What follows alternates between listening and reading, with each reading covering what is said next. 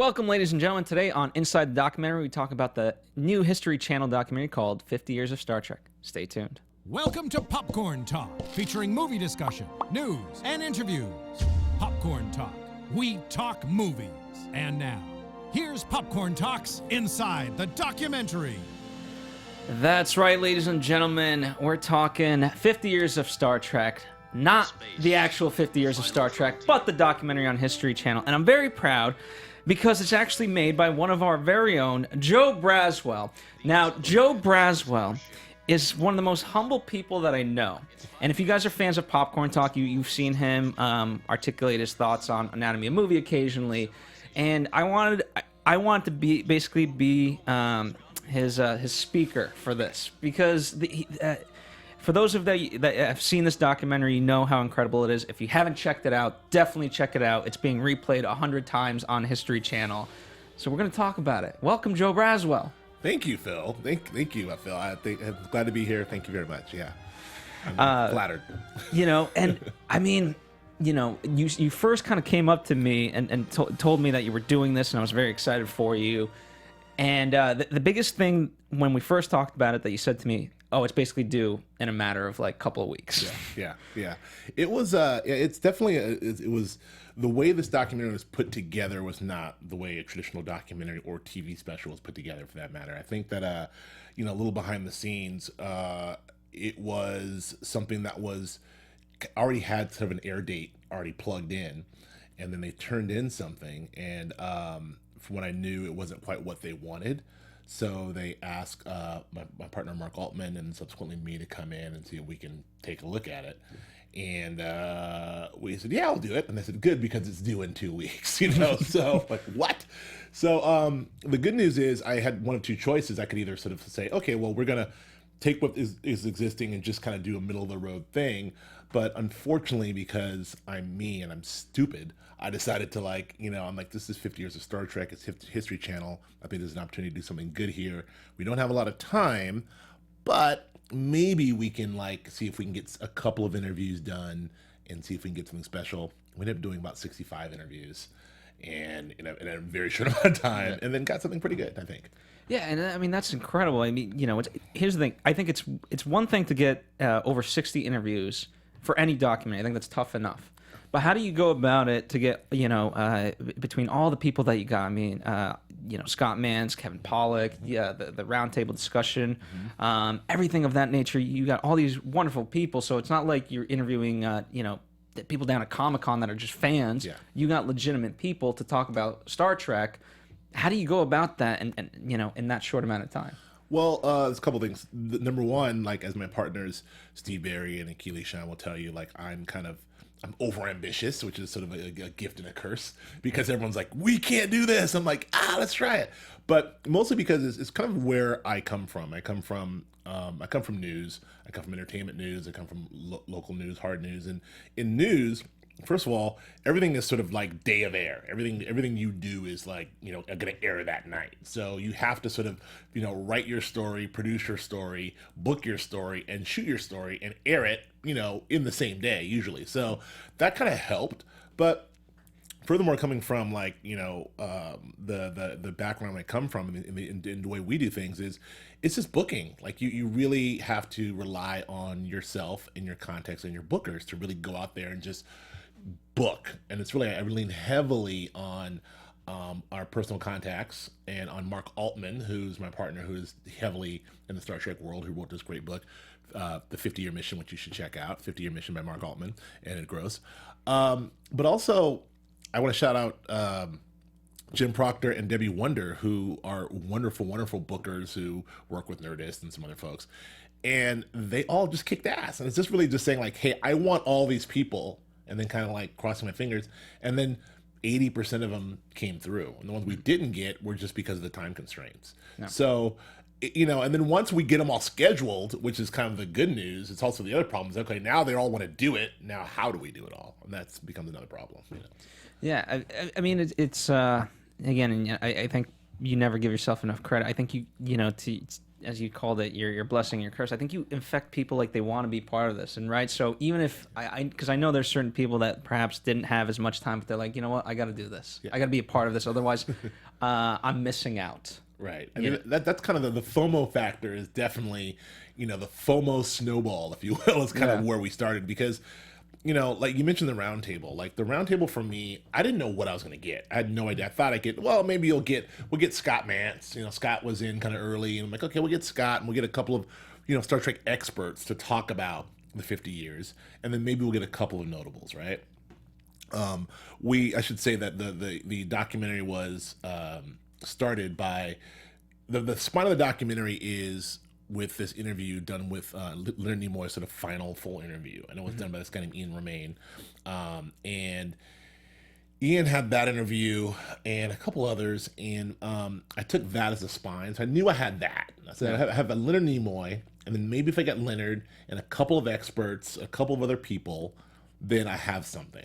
So what I did was I decided, what if I get this roundtable, like sort of a roundtable discussion, much like we do here in the AfterBuzz network, AfterBuzz Media. Get a roundtable discussion, something I know. We get some academic, we'll get some experts, we'll get some cast members, and we'll put them in a cool setting, and we'll shoot that. 7 cameras, and we'll use that as my bumps instead of having a host or some of that. We'll use that as our bumps to get in and out of this documentary. That was the first sort of thing I conceived and then put together. And then after that, like the more interviews I got, the bigger it got, the more people want to get involved. So once Jerry Ryan was involved, and then so and so wanted to be involved, and once showrunners like Brandon Braga was involved, then Ron Moore who's wanted to be involved, and then when Ron Moore is involved, then it's like, oh, the cast members want to be involved, and Michael Dorn wants to be involved, and if Michael Dorn's involved, then Q, John wants to be involved. So, and then so it's that. And so it sort of snowballed and then became this thing of like, well, who's not doing it? No. And then we got lucky. Well, you call it lucky, I call it something else. But speaking of the roundtable, I do want to ask, how did you facilitate that? You had your several cameras going. Do you just let them speak, or because you're such on a tight deadline, you're like, all right, guys, I need this. Let's talk about that. And do you sort of become a little bit rude of like, okay, great, that's good. Now let's move on to something else. That's exactly right. It was very difficult. Very good. And I want to lean on my guys Akili Shine and Steve Berry, who very much helped me through this thing because and Lindsay Audabo, Lola Audabo. Lola's fantastic AP on this. I couldn't have done that without them. So that, again, I conceived the thing like, this is what I want it to be. This is what I want it to look like. This is what I want to happen. And then we all sort of sit down and figure out how it's going to work. What I didn't want is I kind of wanted the meet the press, sort of style, but I didn't want it to be sort of hosted initially. But Matt Myra from Nerdist, and who's a great guy, is so knowledgeable, and he was so great that, I sort of put him as the center to guide this thing. So what ended up happening is we conceive a bunch of topics corresponding with the chapters that I laid out for the documentary, because we wrote the documentary ahead of time. We sort of wrote what we wanted to talk about, knew what each of the acts were going to be. So then we set up each topic based on the acts of the documentary. And then we went in there and just sort of fed them to them. We gave Matt some cards, and we just sort of fed, okay, now let's talk about the cultural and social impact. Mm-hmm. And then let's bat it around a little bit. And then I kind of ran a clock. And once I heard what I wanted to hear, I had to move on because we're shooting at the Griffith Park Observatory. They are closed on Mondays, but we only had a finite amount of time to be there. We have a full crew in there, so the clock's ticking. It was difficult. So yes, I had to cut people off, and I had to be sort of a jerk about it. But it's part of the process. It's part of the process. I hated it. I'm like, this is all great, guys. We got to move on. Especially guys like Kevin Pollak, who's like super funny and had some great stuff, and Jerry Ryan and Doug Drexler, and it's just and Bubak. It was a great crew. Absolutely.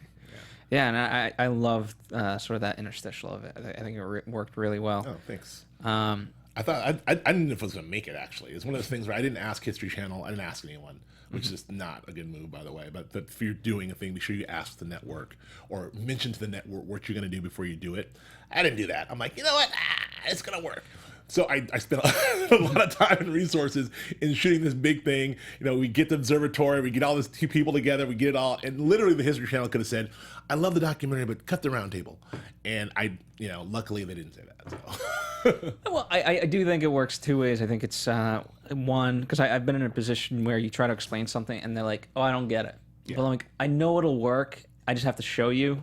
And I think, it's one of those that, so it works both ways. And I think you were confident enough in your strategy that you knew that it would work. Right. And you're nailing it in the head. I mean, we've both been around long enough to know, sometimes it's, you sort of have to ask for permission. I'm contradicting what I just said. But in other times, listen, everybody, no matter if you're pitching something in a room, if you're trying to pitch an idea or a show or an element to a show, like most people just they need to see it. It's really difficult, no matter what. I don't care who you are, what you're pitching, to say, James Cameron, there's going to be these blue people, and they're going to be flying around, and there's like these avatars. Like, you have to see it. And so that's kind of what I felt. I'm like, I could pitch this round table, I could pitch it, or I can just do it. And I rolled the dice. Yeah, hopefully it worked.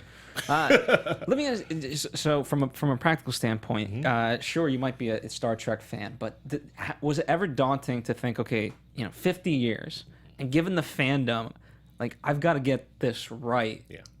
And if anything's off, I'm going to get crucified by these fans. Yeah. That was probably one of the most terrifying things about this. I mean, I think that, there's so many ways this could go wrong. I mean, this is a fan base that is, it's my mother's generation. This is the baby boomer fan base and beyond. So, my mother got me into Star Trek, and my mother's, sorry, Mom, she's in her late 60s.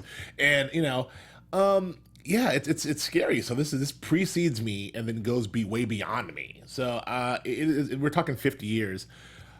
It was daunting. I think that, what helped me, two things that helped me was the fact that I am a bit of a Star Trek fan. I'm not like a deep dive, know everything. I kind of am now, but before that I wasn't. But I got in Mark Altman. Mark A. Altman was one of my partners on this, and Mark is one of the definitive Star Trek guys in the last 30 years. He's been around. He's written, he has this book he's written. He's very close to the community, very close to Shatner. Made a movie called Free Enterprise years ago. So he's super dialed in the community. So just having him as a sounding board, as to what's going to work and not work, was helpful. But I think the first thing is that I had 86 minutes, right? At 86 minutes. So the approach, how I knew I wasn't going to be able to, tackle the entire world of Star Trek in 86 minutes. It just wasn't going to happen. So so I had to have a way in. What can I do in 86 minutes that's going to, be interesting to the people who are not fans at all, sort of appease the fans who are diehard fans, and not piss anyone off. So I thought that my way in was to do things that I'm interested in, which is sort of the cultural and social impact of Star Trek. I couldn't go beat for beat, note for note, but maybe I can go an overall impact. And then if I look at overall impact, I wanted to go, social and cultural. And that's kind of what informed the whole documentary, the social and cultural impact. Gene Roddenberry, broke so much ground with with the interracial crew and the women and the subject matter in the 60s, and they did the same thing in Next Generation in the 80s and continue to do that throughout the entire series. So, and how that affected people, and how that affected, people not only culturally and socially in society, but individuals wanting them to get into science and technology, wanting them to get into the business in general, in show business, people who, and how it influence things we use every day, like cell phones and whatnot. So those are the things I really wanted to get into. So I think I went into it with that. I felt like if I can just stay within that parameter and inform, and then also tell some stories along the way, then that I think I would be good. And the last thing I did was, being Star Trek fans and having seen virtually every single Star Trek documentary and things there were, then we kind of use that to inform us as well. So we knew okay, well, this has been done, this has been done, this has been done. So we have to do some of that, but let's just not do any of that. Let's do this over here, and that's kind of what we did. And what would you say the pros of other ones are, or the cons of other documentaries on Star Trek? I mean, so I mean, well, look. The pros are everyone. There's just certain beats of Star Trek history you have to go into. You have to go into, the sort of the history of how it started. You have to go into the individual stories of Nichelle and some of the other folks. Then you have to go into Gene and sort of his influence and impact. And then so that's kind of stuff you have to go into. All the technology stuff. Like there's been specials and entire specials on the technological influence of Star Trek. There's been that. I think that what I haven't really seen a deeper dive into the socio-cultural influence. I haven't seen a deeper dive into sort of the what we call the creative influence. All these people like Peter Gould and Vince Gilligan of Breaking Bad, two guys who are crazy Star Trek fans, and literally Peter Gould told me we reference there's a couple of books. There's a book by Mark Cushman that we have called These Are the Voyages that he talks about the first readers of Star Trek. He's like, Vince Gilligan and I will reference that book every day on production and talk about this stuff. And there's another book that we mentioned in the documentary called The Making of Star Trek, which guys like Ron Moore and Peter Gould, they reference all the time. Literally, we'll pull up, oh yeah, that's right, and reference this book to this day. So the influence of this show that book was made in 1968. The show was started in 1966. The influence to this day is incredible. So I thought that was interesting. Shows like Breaking Bad and Better Call Saul, the shows that are contemporary right now in the moment, hottest shows on TV. Breaking Bad, arguably one of the greatest shows of all time. Their creators, look to Star Trek specifically for inspiration. I thought that was interesting. Yeah, absolutely. I want to go back to you had mentioned kind of interacting with History Channel, and I'm curious to know what sort of notes and direction that they gave you throughout this process, albeit short. Yeah. Well, it's a difficult process. I think that anyone who's dealt with networks in general, know that networks just aren't hands off, right? So it's a tricky process. In this case, we had a few layers. We had a couple different executives we had to go through, and a lot of times we had some executive had some sort of let's just call it contrasting opinions, So I have my point of view, which is a very specific point of view. And we have one executive who has a very specific point of view, and we have some other executives who have a very specific point of view. So, and this is all part of the process. But so, in the course of a documentary and the direction of a documentary, you can agree on this is kind of the general direction you want to go in, which is fine, which we kind of did. Okay, this is how I'm going to do it, socio-cultural and favorites, and do some chronological and this and that and the other. We can agree on, okay, the round table, fine, do the round table. But then within that 86 minutes, within that 10-act structure, the how.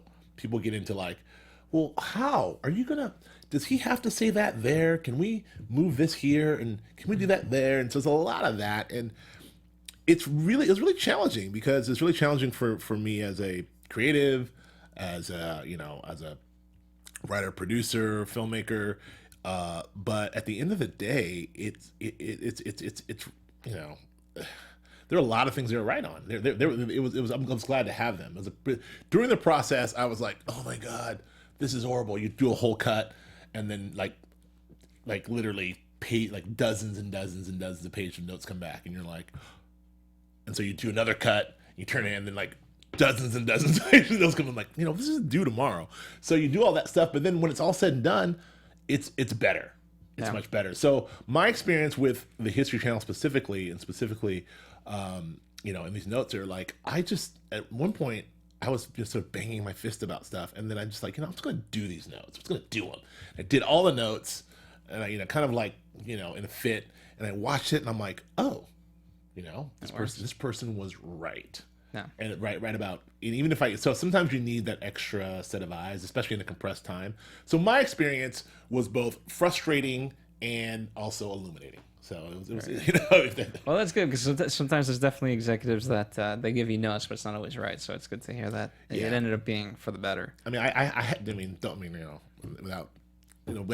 And I think in this instance, it was never about right or wrong, because I think what we're talking about is very subjective.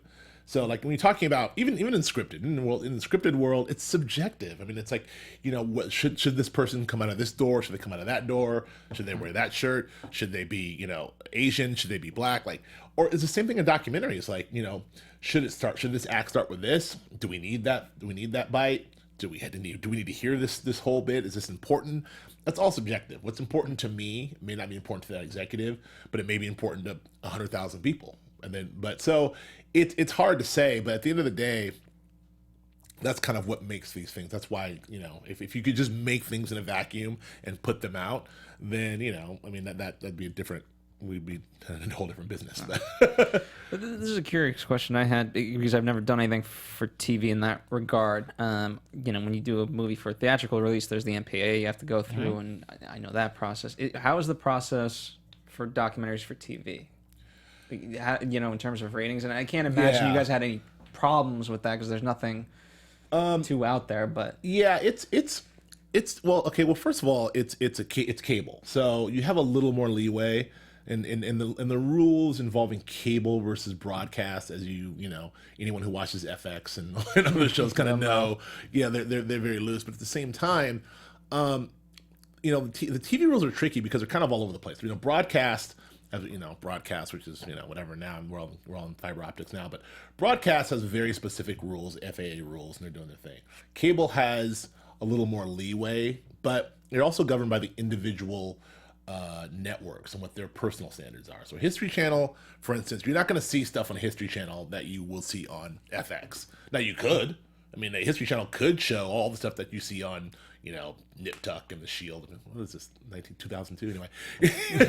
On those shows. But like, they choose not to do that. So I had, for instance, look, Star Trek doesn't have anything objectionable, but I did have some cursing in mind. I had some people, Jonathan Frakes most notably, who I love, who's the best guy in the world. Jonathan Frakes, he dropped a couple S-bombs and whatever just in conversation, and I left him in because it was contextual, it was cool, and I thought like, oh yeah, Frakes is just, he's just talking about, and it was kind of cool to hear number one sort of talking about, LaForge and Worf and dropping some S-bombs, and I left them all in, and History came back and I was like, oh yeah, he's got to go. You got to bleep these. So there's a couple, if you'll notice, a couple are cut out, but there's a couple bleeps within the show. And that's really basically it. I mean, they have an S&P standards and practices. Once you turn in the documentary or turn in the special, which is really, I mean, it's kind of a borderline special. It's a special, it's like a docu-special, if you will, because it's a documentary, but it's also kind of a special as well. So, you turn it in and then it kind of goes through, I mean, I can't even tell you. It goes through so many different, so many different eyes get it put on it. I mean, from QC and then to standards and practices to legal, and it kind of goes over and over and over again. You get notes after note after note after note. After the creative process is done, then you have a whole process of just checking it. I mean, like the QC process was literally it's like 10 days in real time of 2 hours, and then notes. And finally, and frankly, I'm still going through it. I just got an email yesterday about the DVD that's coming out. That, we're changing this for the DVD. And it's like, it's a nonstop process. so networks are not exactly the, it's the networks, it's a lot of cooks. Yeah. Is there anything on the DVD specifically, apart from just out of necessity, that's going to be kind of different from what aired? Yeah, well, so we're gonna be so there's some, I believe there's some sort of full interview, like there's a lot of interview stuff that I look, again, 67 hours, 67 interviews, 65, 66. I talked to each person for at least anywhere from 35 minutes to an hour and a half.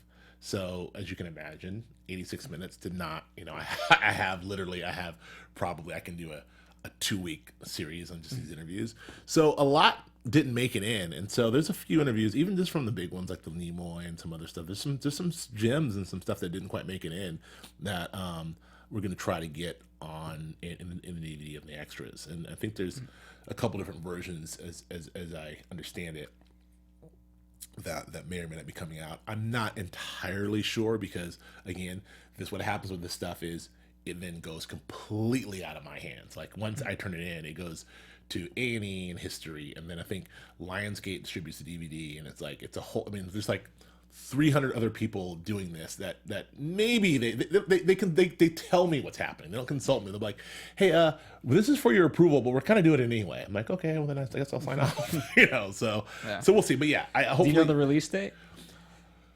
I don't actually. I'll send you an approval later today. I literally, the email came. I actually do not know, but I did see the cover art, and which was lovely. I saw I saw the front and back cover, which we approved, and I saw all the stuff, and I know that the show itself is available on demand and on Apple TV and other places, and on the History Channel website. I think until Labor Day or somewhere around in there. I think that's when it's available. So I imagine that once it goes off of that rotation, then the DVD will come out, and so that's my guess. But yeah, I'm proud of it. I'm proud that it'll live on, and I think that what I wanted to do was try to create something that it's not like 50 years. There's going to be a lot of things that are done in this 50 years. I mean, for the 50th, but I feel like that, my contribution for the History Channel, I wanted it to be significant. I feel like, I mean, to me, here's the sad part: the fact that we're coming up on the 50th, and that no one's really done anything to celebrate it, right? And so I think number one, let's say this is it's special enough that this is pretty much the only thing celebrating it. Mm-hmm. But I think, again, I really do think you've done a fantastic job. So it does, we're lucky enough that even though it's only one thing, pretty much, this is that one thing. Well, thank you very much. And I think, through this, I mean, look, CBS and Paramount, it's a lot of cooks. The Roddenberry Entertainment Camp, you have Paramount, you have CBS, and then you have, all of the, hundreds of cast members and showrunners and principal, the 5 captains, and you have all these different sort of fronts, or 6 captains if you count Pine, and all these different sort of things sort of pull together. It's a lot to pull together to do something definitive, and I think that's kind of the problem is trying to wrap. I think whoever the power that be is, and there's not one power that be except for maybe. I don't know, Les Moonves maybe, who's a person who can say, okay, we're all going to come together and do this one thing, and it's just difficult. So I think that's why it's been so hard. That being said, I know that I'm in with Rod Roddenberry and Trevor at Roddenberry Entertainment. I know that they're kind of working on something that I hopefully will be involved in. I know Mark Altman has this wonderful book. The 50-year mission, which is fantastic. I highly recommend it. 50-year mission, Mark Altman, that we are talking about trying to get something done as well. And I know CBS and Paramount still want to do something. So the actual anniversary is in September, which is the fall when it premiered. So we're still a month away from the actual 50th. But what's looking like is going to happen is there's a lot of stuff in the works, and you'll probably see a lot of stuff come out next year for the Next Generation 30th anniversary, which is actually next year. So what's probably going to happen is you're going to see a lot of stuff for the 30th and then reaching back to the 50th, because I think they're kind of... I was gonna say, I was gonna ask you, wait, are you planning something in the next 2 weeks just to put it? Now, you've been mentioning a lot of people that helped you out in this process, and I happen to know quite a few of them. Whether it's Keely Shine, whether it is Lola, Joe Sanfilippo, who narrated the thing. God, Joe, my boy Joe Sanfilippo. Shout out to Joe San. And obviously it's a trope that we've seen of other great filmmakers. They sort of have their crew and they continue doing movies together. What was it? How long have you been with these guys, and how did you guys build up this rapport? Because obviously that helps, especially when you're on this tight deadline, because people know each other and you can trust them rather than have to develop something. Absolutely. I mean, again, that's the number one and single solitary reason why I was able to get this thing done in period, and also in a short amount of time, is because you're working with people who I've known. Some of these people I've known and worked with for almost 20 years. So my partner Steve Berry and I, we have a company called Calcris. We met years ago on the TV show Extra, and have been working together for 18 years, I'm only 25, but we were together since a kid. We were together for like 18 years, and so we definitely have a shorthand. Akili is a guy who, God, I've been working with Akili for almost 12, 13 years. Ask him, and who's extremely talented producer, writer, creative, DP, like one of the most talented guys I know. So he's great. Lola I've been working with for 5.5, 6 years, and she's worked for me off and on and with me for the last 5, 6 years, and she's fantastic. So just that, starting with those folks, and then Flippo I've known for 20 years, and he's just, his voice is fantastic. Yeah, he's look, I've known this guy, when we were waiting tables together, and then now I'm calling him out now he's one of the most, he's a very successful voiceover guy. Like he's got cars and boats and everything else at his house that he's made on voiceover. It's like a rap video at his house. I'm calling you out, Flippo. I'm very, very happy about Joe Flippo and his success, and he came in and did this for me, and I would have not had anyone else narrate it in the world. And I did have some other offers for some other notable people who were like, I'll do it for free. Like notable people like who are I can't say, but I said, I actually have a guy named Joe Sanfilippo doing it for me. So I love that guy. But anyway, this whole crew, they were fantastic. And this is why I was able to get it done, because we have a shorthand, not just those guys, but guys behind the scenes, camera guys I've worked with forever, grip guys I've worked with forever, gaffers, editors, my editing staff was freaking incredible. Like, this is all stuff that just should not happen in this short amount of time, and I think it's only because of this crew. That's all. Excellent. Yeah, I know we've got to kind of get going, but sure. Any last final thoughts? That in the journey that you want to share with the fans? Yeah, like on a personal note, I just want to again publicly thank all of those folks, everyone, Steve, Akili, Lola, Joe, and then, Duality Filmworks, and Ben, and Ethan, and all those guys, and Alan Maxon, and Arms, and Phil, and all those guys who totally helped put this thing together, and of course, Mark A. Altman himself. Just really, this was a fantastic experience for all of us, and good and bad. Like roughly 45 days from go to the fact it was on the air. But, I really had a giant affinity for the Star Trek community. I think that I, in a very short amount of time, was really let into this world. And I think that all of these people, whether it be Jonathan, whether it be Frakes, or Whoopi, or they were so wonderful to me, and also so what's next? What are we doing next? And it made me really just want to do more in the Star Trek world. I can probably make a career doing only Star Trek stuff. So that was great. And it's really cool to see something finally. I mean, look, the show did. This is where I will do some humble bragging, because I think we all deserve it. I think the show did 1.1 or 2 million viewers on that night against the Olympics. On cable with very low promotion. It 400,000 in a demo. It retained 80% of its audience, and does really well on demand, and really well on Apple TV, and it's doing well. So I'm very, very proud of it. And the last thing I'll say is I'm also very proud to be here and be a part of this, and having being here and through you, Phil, and this network here for the last 4.5 years. It's kind of I think it's it's kind of a full circle moment that we're all here. So absolutely. The full circle would be the next documentary I want Joe to do is either NWA or Public Enemy. And I will help you co-produce. Yes, I would love either of those. I would love to do this.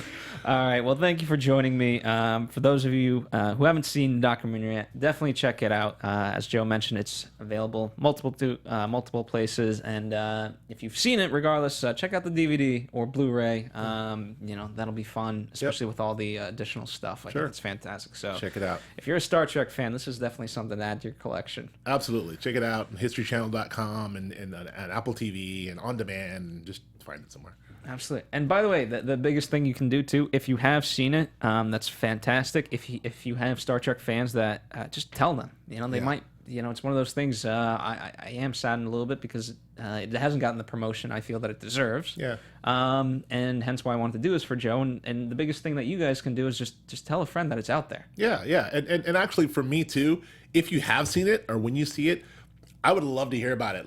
Tell me on Twitter. I'm at Joe K. Braswell on Twitter. I'm at Joe K. Braswell on Instagram.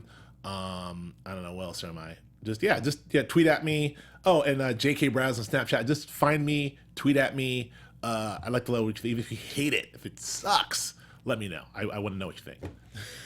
All right. Well, I don't think they'll say it sucks, but I leave it to you guys. Thank you once again, Joe, for joining me. We'll see you guys next time on another Inside the Documentary. Until next time. Bye. Bye, guys. From producers Maria Menounos, Kevin Undergaro, Phil Svitek, and the entire Popcorn Talk Network, we would like to thank you for tuning in. For questions or comments, be sure to visit popcorntalk.com. I'm Sir Richard Wentworth, and this has been a presentation of the Popcorn Talk Network. The views expressed herein are those of the hosts only and do not necessarily reflect the views of the Popcorn Talk Network or its owners or principals.